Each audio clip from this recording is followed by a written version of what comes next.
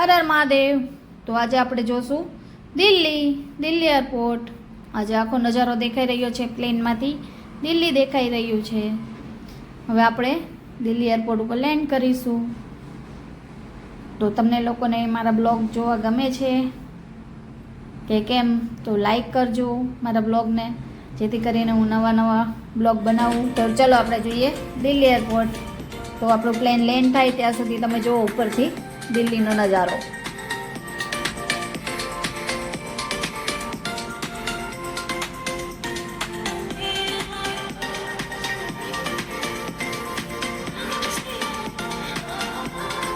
આમ આપણે કોઈ એડિટિંગ નથી કરેલું, જેટલી સ્પીડે પ્લેન ચાલતું હોય એ જ દેખાડેલું છે, કોઈ એડિટિંગ નથી। હમણાં 2 મિનિટમાં તો પ્લેન લેન્ડ પણ થઈ જશે।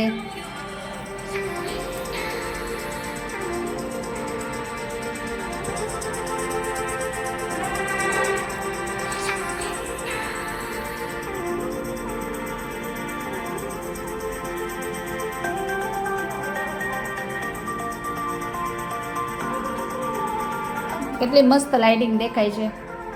એમાં શું જ રાતનો નજારો છે એટલે જોવાની મજા આવશે।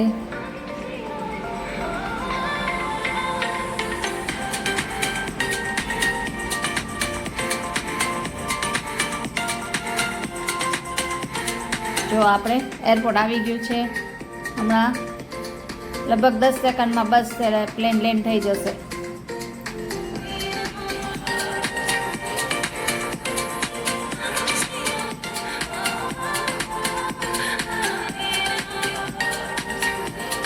જો પ્લેન દેખાવા લાગ્યા જ છે,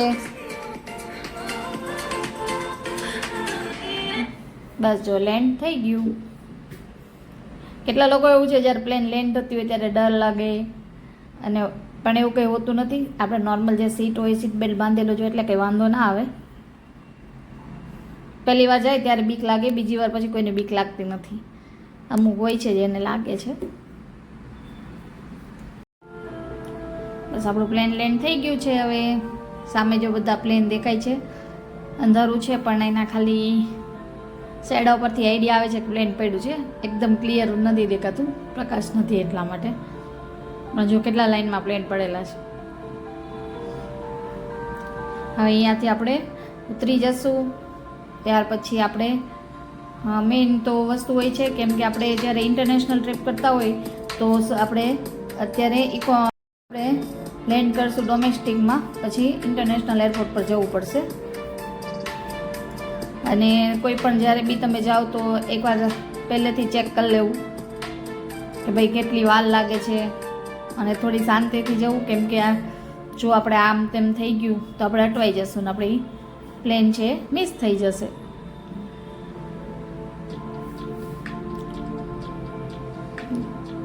જો આપણું પ્લેન હવે સ્ટોપ થવા જઈ રહ્યું છે। આ શેરી આવી ગઈ છે, એના પરથી આપણે હેઠે ઉતરવાનું છે। તો ચાલો આપણે જઈએ।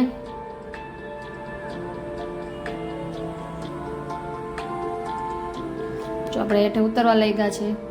અત્યારે વાંધો ના આવે, કેમ કે સામાન તો આપણી ભેગો હોતો નથી।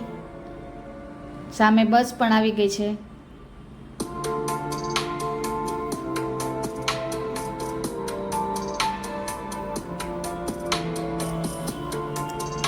અહીં આપણે રીલ બનાવશું બસની સફરની।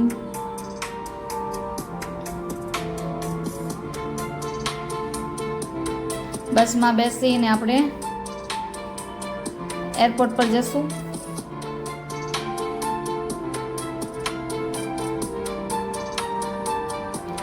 જો આ ટાવર છે, મસ્તનો ટાવર છે, બધા કલર ચેન્જ થયા કરે છે।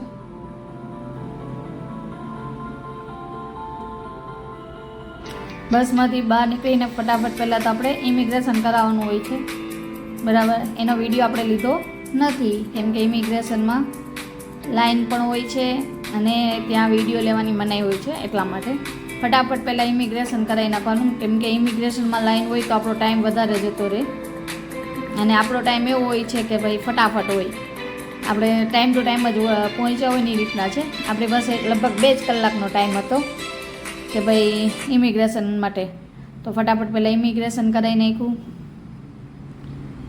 ત્યાર પછી આપણી પાસે દોઢેક કલાકનો એક્સ્ટ્રા ટાઈમ પડ્યો હતો. તો આપણે પહેલાં તો ખાવાનું પેટ પૂજા ગોતીએ, એ પણ ફ્રીમાં. તો આપણે નીકળી પડ્યા લોન્જ ગોતવા, એરપોર્ટ પર ફ્રીમાં મળતી હોય ત્યાં બધે બોર્ડ મારેલા જ હતા.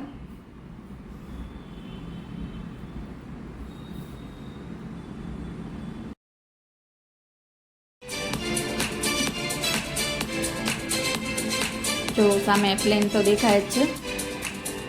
ઇમિગ્રેશન થઈ ગયું એટલે આપણે ટેન્શન નહીં લેવાનું કે ભાઈ શું કહેવાય, આપણને પ્લેન મૂકીને જતું રહેશે.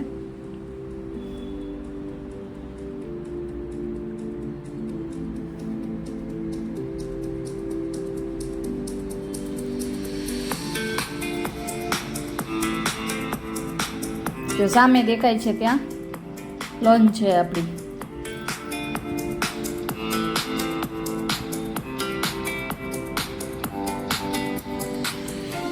ત્યારબાદ આપણું જમવાનું આવી ગયું. બરાબર, આ જમવાનું આપણને ખાલી 2 રૂપિયામાં જ મળે છે.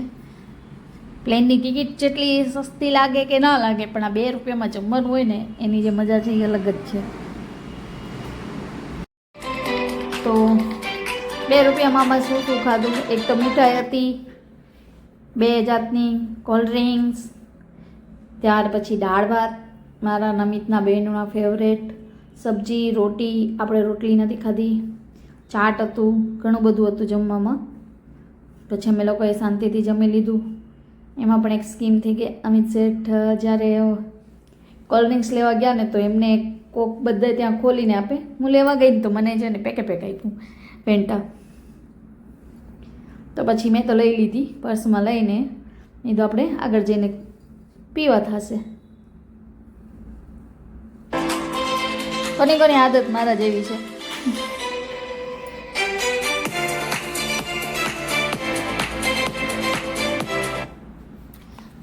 2 રૂપિયાના દાળ ભાત ખાઈ રહ્યા છે અમિત શેઠ.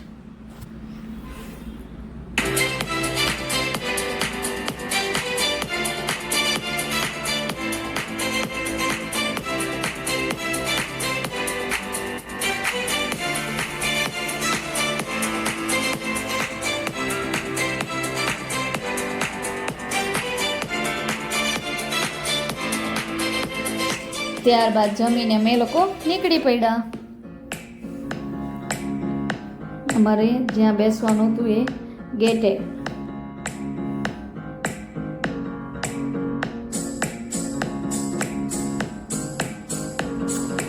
હવે બહુ દૂર હતું નહીં, આગળ જ હતો. સામે જે રોડ જવું કે રસ્તો દેખાય છે ત્યાંથી સામે જે રસ્તો દેખાય છે ત્યાંથી જ આપણો ગેટ હતો.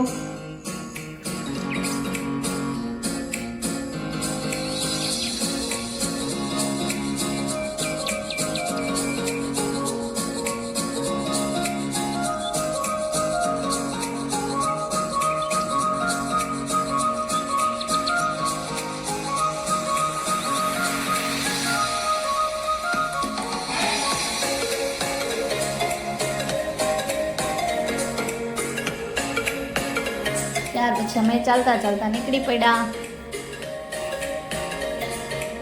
અહીંયા અમિત શેઠ પાસે એક ફોન હતો તો એ મારો વિડીયો બનાવતા હતા.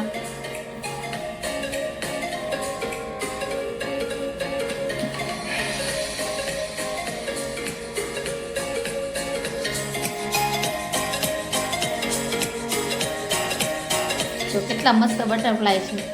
મને પહેલેથી બટરફ્લાય બહુ ગમે, કેમ કે એમાં એટલા બધા કલર આવે ને કે આપણે દર વખતે નવો કલર જોવા મળે.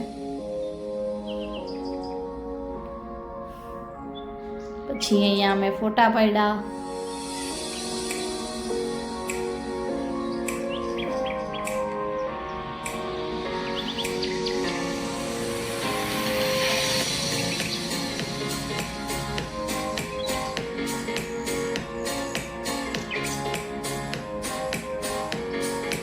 ત્યાર પછી અમે લોકો ગેટ તરફ નીકળી પડ્યા.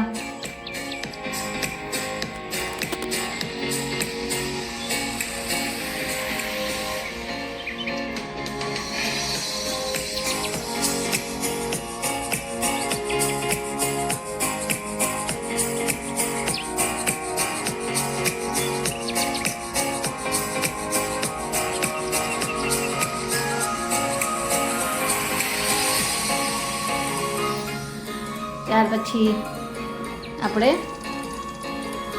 પ્લેન આવવાની તૈયારી આવી ગયું હતું એટલે દેખાડું છું. જો આવી ગયું અને હવે આપણે જઈ રહ્યા છીએ એમાં બેસવા.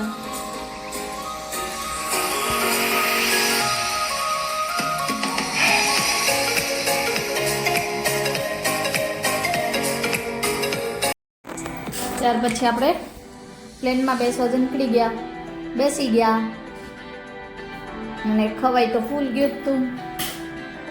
તો જેવા બેઠા એવા થોડીક 5 જ મિનિટમાં અમિત સેટ તો સૂઈ ગયા. હજી તો પ્લેન ઉપડી જ નથી, એક આપઈ નથી થયું તે પહેલાં તો અમિત સર સૂઈ ગયા.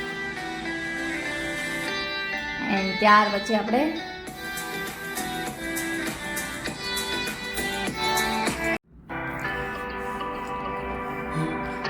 હમણાં પ્લેન ટેક ઓફ થઈ જશે. ચાલુ તો થઈ ગયું જ છે. Bye bye. દિલ્હીને આપણે બાય બાય કહેવાનો ટાઈમ આવી ગયો.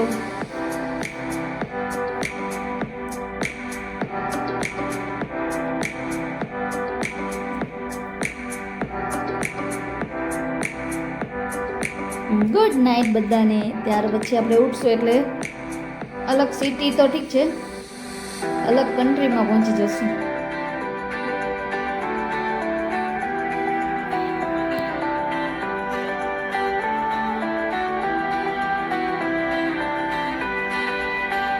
તો બધા મ્યુઝિક એન્જોય કરો.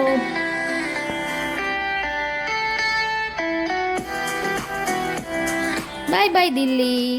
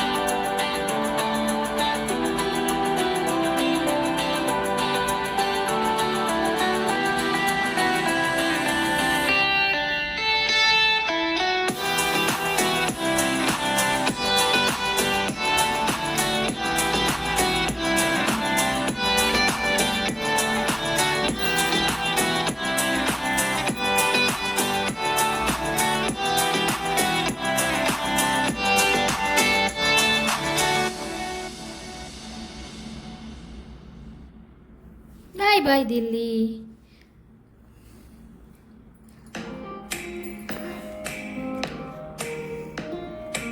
તો તમને લોકોને મારા બ્લોગ કેવા લાગે છે તમારે કોમેન્ટ કરવાની છે, લાઈક કરવાની છે, શેર કરવાની છે. જે લોકો તો તમને લોકોને મારા બ્લોગ ગમે છે.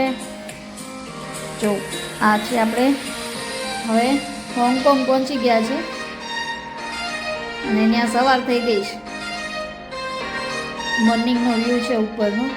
એવું લાગે જ્યારે કોઈ છે ને મખમલની ચાદર પાથરી હોય ને એના જેવી ફિલિંગ આવે. નકરું રૂ રૂ હોય ને એના જેવું જ લાગે. તો તમે લોકોને મારા બ્લોગ ગમે છે તો લાઈક કરજો, શેર કરજો બધાને, જે લોકો પ્લેનમાં ના બેઠા હોય એને પણ, અને સબસ્ક્રાઈબ કરજો મારી ચેનલને. જે લોકો મારા બ્લોગ જોવે છે એને થેન્ક યુ સો મચ. અને આવા નવા વિડીયો જોવા માટે કોમેન્ટ પણ કરજો કે ભાઈ આના શું કહેવાય, કંઈક નવું બનાવી ટ્રાય કરીશ કે બેસ્ટ આપવાની. હર હર મહાદેવ. Thank you.